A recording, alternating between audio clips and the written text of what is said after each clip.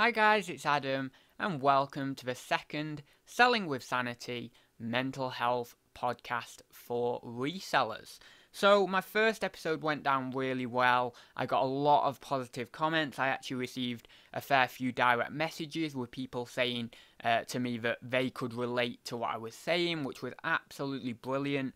Now, I know I wouldn't say I rambled in the last episode, maybe I did a little bit, but what I mean to say is that the last episode was quite heavy, it was quite long, and I think that maybe this one, I would like it to be a little bit more focused and maybe a little bit shorter as well. So I don't want to be rambling too much about obviously what I was talking about last week about all the different symptoms I've been facing and all the different things like that. Obviously, if you'd like to go back and watch that podcast, then that's brilliant. But in this podcast, we're actually going to be focusing on social media and how that can negatively or positively impact your mental health. But before we get on and do that, I do have one person who got in touch and would like to share a few of their coping strategies. Now, they said to me they would like to remain anonymous, so I will just read them out. I'm not going to say any names or anything like that. As I mentioned, if you have any coping strategies, questions, anything like that, please get in touch. As I mentioned in the last podcast, I really don't mind if you don't want to share your name or anything like that. If you want to share your name, you can. If you don't want to, I will obviously just read them out as an anonymous source. So without further ado, I'll just share these coping strategies that this person shared with me. So one of them was force a smile. Your brain will sense you're smiling and push out happy emotions. Now, I've never really actually tried this one, so I don't know how well or how not well this would work kind of thing. I don't know whether this is going to be incredibly effective or not, so I would have to actually try this one out for myself, but I can see kind of how it would work. I say I haven't tried it, but I think I have very, very slightly in certain situations. I think for a short-term sort of thing, it would work pretty well in terms of actually just smiling and saying to yourself that these feelings that you're feeling right now will come to an end. Things will obviously get better, and even in the short term, just saying that to yourself and putting a smile on, although it may be a fake smile, in time, even in a minute or 2 minutes, you might feel that that fake smile is actually turning into more of a real smile, because you're actually thinking, well, yeah, actually, what have I got to worry about? These feelings will go away. Tonight or tomorrow or whenever, I'm going to feel much better. So I think in a way, yeah, that could definitely work. I do feel it might be more of a short-term one. However, it could turn into a long-term healing process kind of thing if you do it often enough. The next one, I actually think is a really, really good one. Don't go on your phone or tech, as it usually worsens over time. Now, what I believe this person means by this is if you are in the process of either feeling very depressed in that moment or feeling very anxious in that moment. I don't think they mean all the time. For example, I don't think they mean, just don't ever go on your phone or anything like that. But if you are in a bad place at that time, don't go on your phone. And they go on to say, actually sit down and look at things around you, preferably nature and trees and the wind, and focus on obviously animals if you can see any animals around, and hopefully that may make you feel a little bit more centered in that moment of basically despair or or anxiety or depression. So I think that will help. I've tried the whole nature thing. I feel very, very comfortable at nature. I feel much better when I'm outside compared to when I'm inside. So not necessarily just on an overall anxiety level, but just generally, I just feel, I feel better. I feel like I'm in more of a fresh environment with the fresh air, the trees, the birds. It feels like you're more at one with the world, and I think that really does help. So yeah, there are a few coping strategies I wanted to share. So without further ado, we will get on with the topic. So as I mentioned, the topic today is social media. So basically, there's been a few things that have negatively impacted me on social media. Now, this is due to other people, however, it isn't due to other people at the same time. Now, what do I mean by that? Because you might be a little bit confused. So, for example, there's been times on Facebook where I've come across a few people, a few comments, let's say, that I didn't like, and I felt I felt a little bit inferior because of the comments. And I'm not talking these weren't necessarily very, very harsh comments that were made by trolls or anything like that. Some of these comments have been made by people who I still quite happily call friends. However, sometimes even the smallest little bit of negativity in a comment to someone who's got a mental health illness or mental health illness can mean a world of difference, really. And what I've done when I've got those comments is sometimes I will respond, or sometimes I'll just leave it. And what I will do for a day or two after that is I won't go on my Facebook, or I won't go on my YouTube, or wherever I got that comment from. So then the notifications start building up on my phone. And I think to myself, oh no, I've got 12 notifications on YouTube now, or 12 on Facebook. And I don't want to click into them because I'm thinking, well, they're probably going to be centered around the post that caused the negativity for me. Now, going on to the whole thing I was saying about it was slightly caused by other people and it was slightly caused by myself, the actual comments were caused by other people. But the way I reacted to them was only a product of myself. So the comments necessarily have never really been, terribly bad in my opinion. I've got a few on YouTube, but that's a different ballgame. That's trolls. What I'm talking about is comments of disagreement or, friendly, being a little bit assertive in an argument, trying to be a bit friendly but also assertive to get someone's point across. But the way I react to these comments is I shy away, and then it slowly makes things worse and worse and worse. Now, to someone without a mental health illness, it might not be as bad. They might get a little bit, upset by a comment or something like that, but they generally can, leave it at the door, and the next day is a new day. For me, and for many other people suffering with mental health issues, it isn't like that. The next day is just another day, and you check your phone and you think, oh, I've got to face up to that. Whereas you don't actually have to face up to that. And you have the power to actually say to yourself, look, I'm going to leave that at the door. It's been resolved, or I'm happy with how it was left, and I'm going to leave that now, and I'm going to, even go to the extent of maybe messaging the person if you would like directly, and just talking things through to give it an end, to actually put it to bed, because there's quite little distinction in my mind and in a lot of other people's minds who are maybe a little bit more fragile. There's not much distinction between something that has actually ended or something that's ended in itself. So on Facebook, the post might have ended, but in your mind it hasn't ended, and it's very, very hard to actually make that line of distinction, that line in the sand of saying in your own mind, it's ended, I don't need to read into this anymore. It's very, very hard. It's something I've struggled with YouTube comments. When I get negative comments, it used to affect me massively. I never showed it on video. I never talked about it or anything like that. This is the first time I've generally talked about it. But it massively affected me. If I got a comment that was really, really negative, I wouldn't want to log into YouTube for a day or two. But obviously I did, and I checked checked my notifications again, and realised that actually the notifications that had built up were all positive notifications, and then I'm back into the swing of it.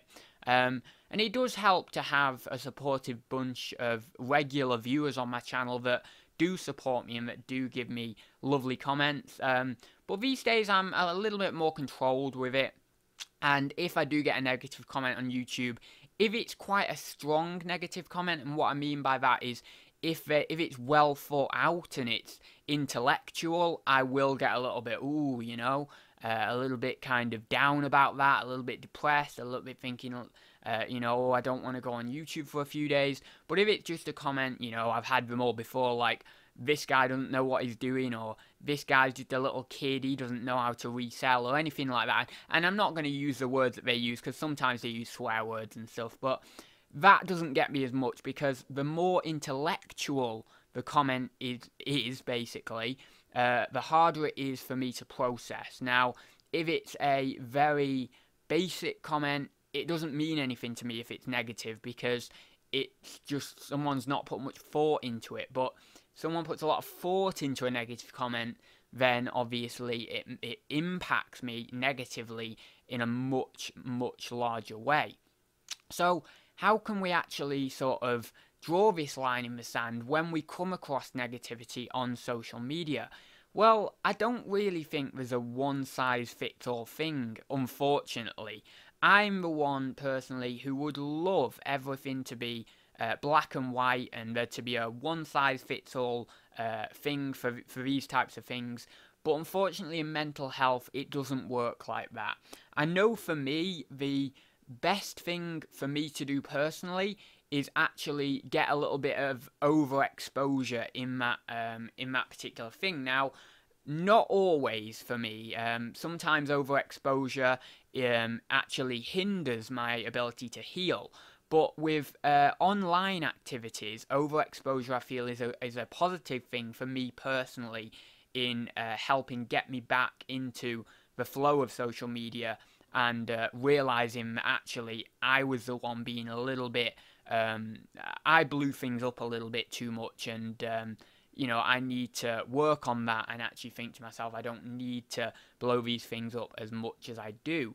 So what I generally do now is, if I have a conflict with someone, or if there's a comment on YouTube that I don't particularly like, I immediately go in as much as I can, as often as I can. Obviously, if I'm doing work, I won't immediately go in, but I'll see the notification. But as quickly as I can, I'll go in, check my comments, check my Facebook, and I'll realise on my Facebook or on my YouTube, there might be one negative comment, but I'll scroll down my notifications, and I'll think, all these other comments, all these other posts are being very positive, being very friendly, people who I really love to interact with, people who are in the groups that are just phenomenal people, and I love their personality, I love the way they present themselves, all that sort of stuff. And then it makes me realise, actually, this negativity is outnumbered 5 to 1, 3 to 1, 2 to 1, whatever it is, 10 to 1 in some circumstances. And even if it isn't, even if on certain circumstances it isn't basically like outnumbered 3 to 1 or anything like that, even if you have made a mistake with maybe a video that you published, or maybe a post that you published, and it does get a little bit of a negative reaction, the best thing to do is, when you go to bed, try the best you can to just think, right, we'll round off this post now, put a comment at the bottom of the post saying, look, I apologise, guys, for this post.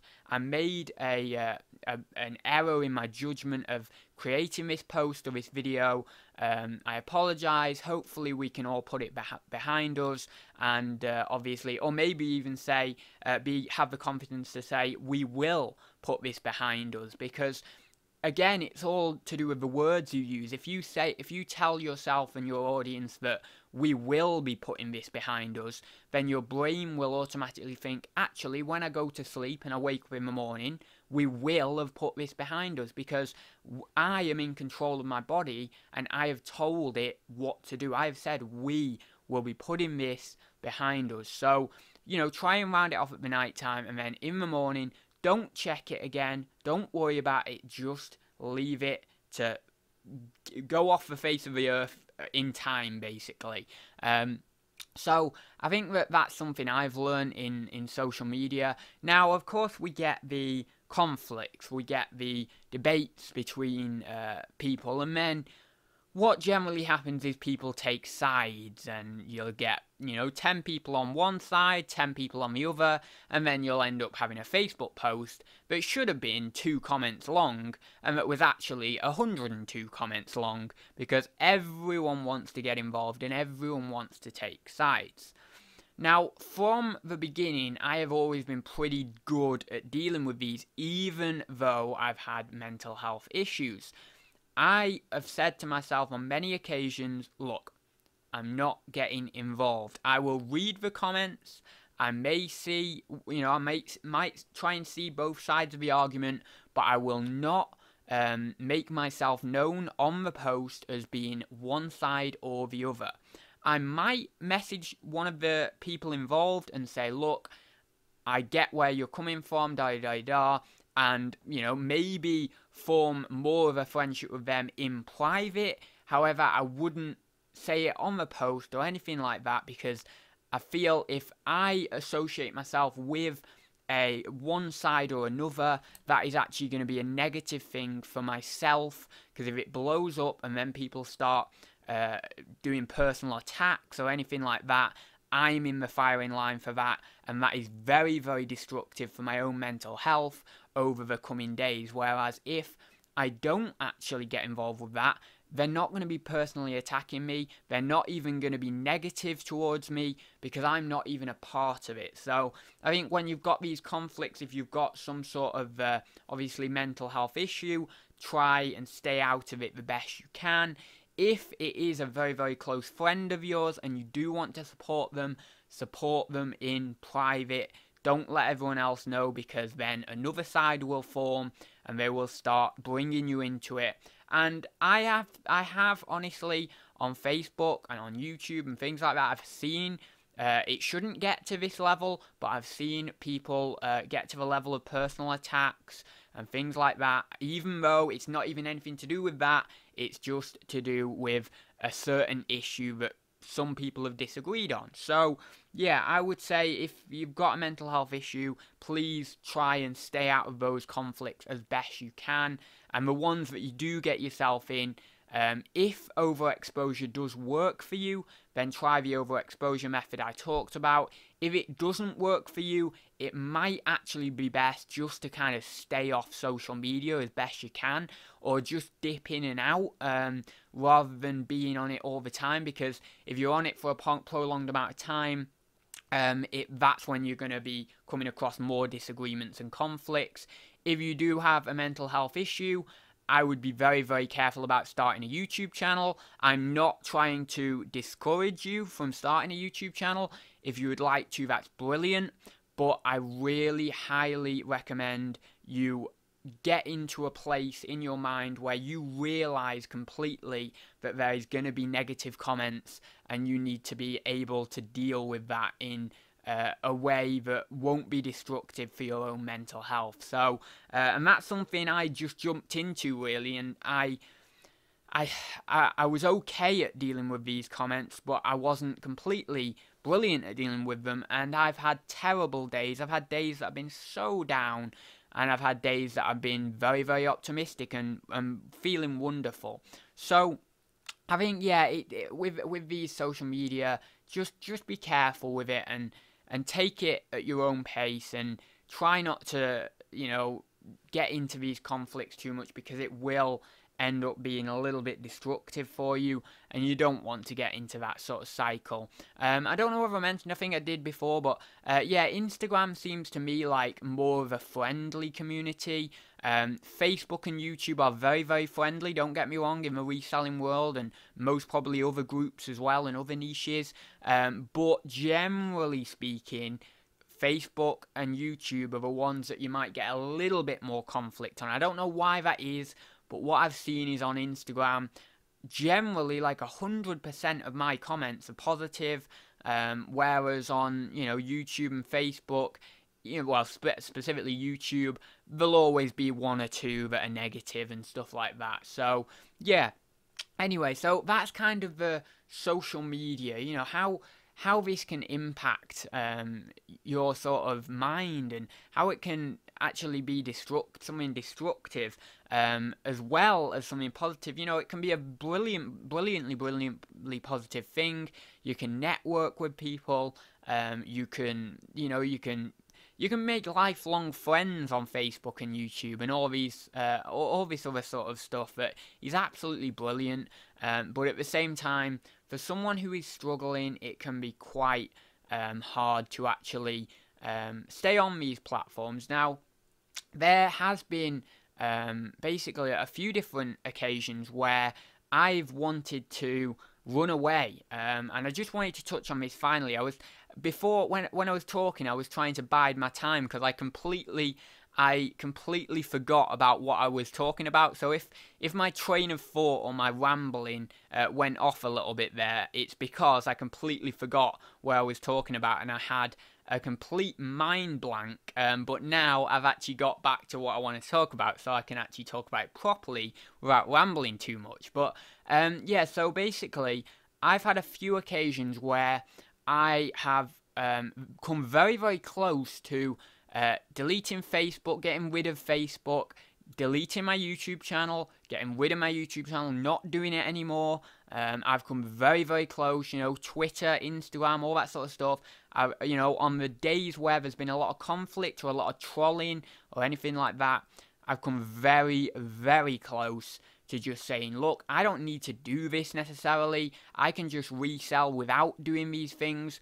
But then I've always come back to the thinking that actually, again, like I mentioned before, it always, every single time, at some point, there's going to be some sort of positive comment on a post, on a video, even if it's one that is quite controversial and is hated by a lot of people. There's going to be one person that may understand what you were trying to do, may get the kind of gist of what you were trying to achieve, but maybe it just went wrong a little bit, and they're going to come in with some kind words and they're going to tell you, don't worry, try it again, do something else, and just put this down to experience kind of thing. So because of that, that's always kept me going. The positive comments and all that have kept me going and have drowned out the negativity. But it can be very hard because what we do as humans is we amplify the negativity more than the positivity. I'm sure you've heard that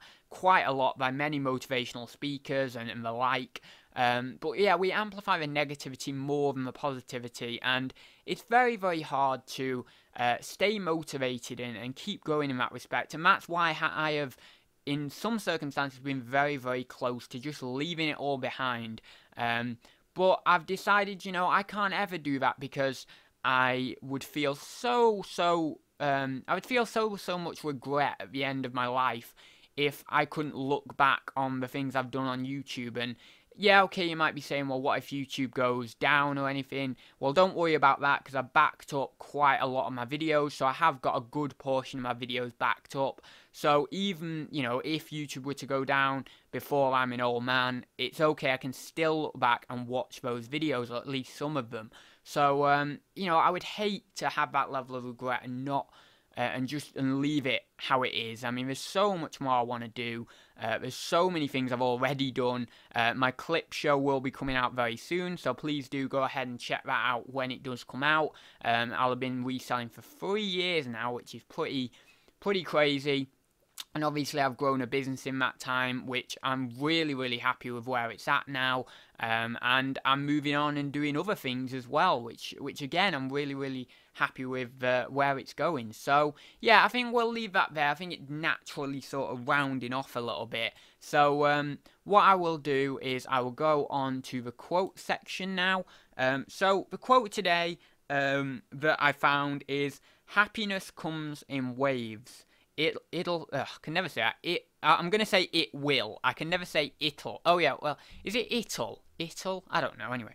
But, happiness comes in waves. It will find you again." And that is very true. That is so true to what I've experienced with my anxiety and my mental health issues. Basically, whenever I'm feeling very, very low, I always think, it will come back. Happiness will return. I said this in my last video. Happiness will return. Happiness will keep coming back doesn't matter how bad you're experiencing it right now, it will return at some point. It's got to. For example, take this. Somewhere in the world, it can't rain all year long. It might rain, 200 days of the year. I don't know, but depending on where you are, it might rain a crazy amount of days in the year. But on that 201st day, there's going to be some sun, because that is how the weather works. That is how the world works. You can never have one thing forever. There's always things chopping and changing, new things coming in, different things coming along. That is how progress is made. That is how the world moves on. That is how the human race advances and betters themselves and can do amazing things in the future, really. It's because of all these individuals that move forward, that keep pushing forward, that make the world new, fresh, unique, and better. And just like, you can't be down all the time, happiness is going to return. Happiness, you won't ever be down forever. There will always be some time of happiness in your life.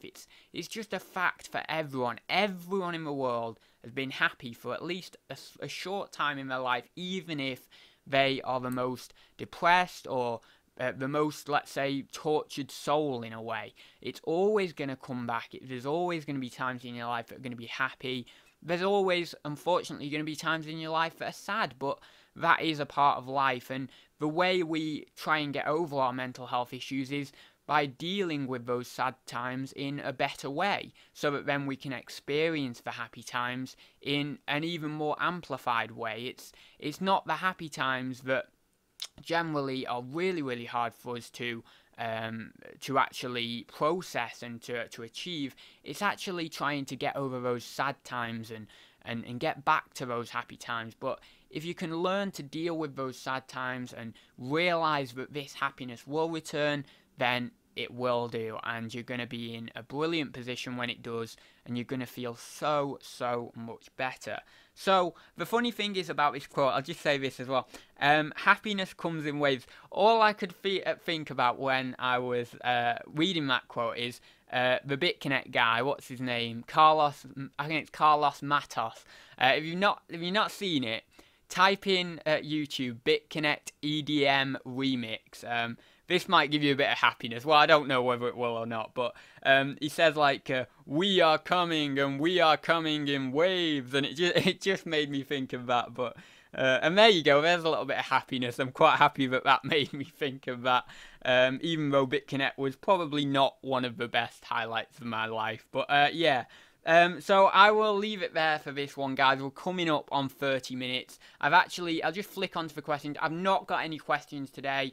As I said, if you'd like to, I said it in my last video, if you'd like to bring forward any questions, then that's perfectly fine. If I don't have any next week, again, we just won't do the question segment. If you've got any coping strategies, anything like that you'd like to share anonymously or unanonymously, is that even right? But I don't know. But whether you'd like to share them anonymously or just whether you'd like me to share your name, then that's perfectly fine. I can do either or. But yeah, any questions, even any information that you may think would help some people, maybe you're watching this and you've actually been through mental health issues and got to the other side and are there and are experiencing life in a really, really happy place. And maybe if that's true, that you would be a brilliant person to obviously voice some information and some opinions on this subject. So yeah, if anyone's got any information like that, then please do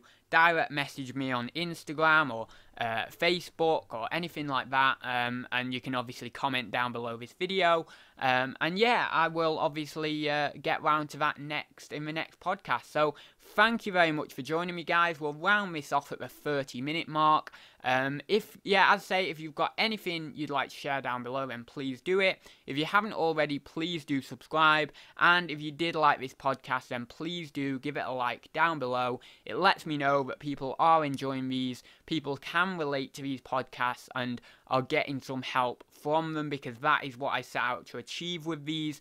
give people something to relate to, maybe something just to pass the time as well, or to list some stock to, or anything like that. And yeah, I will leave it there for this one, so I will see you in the next one. See you very soon, guys.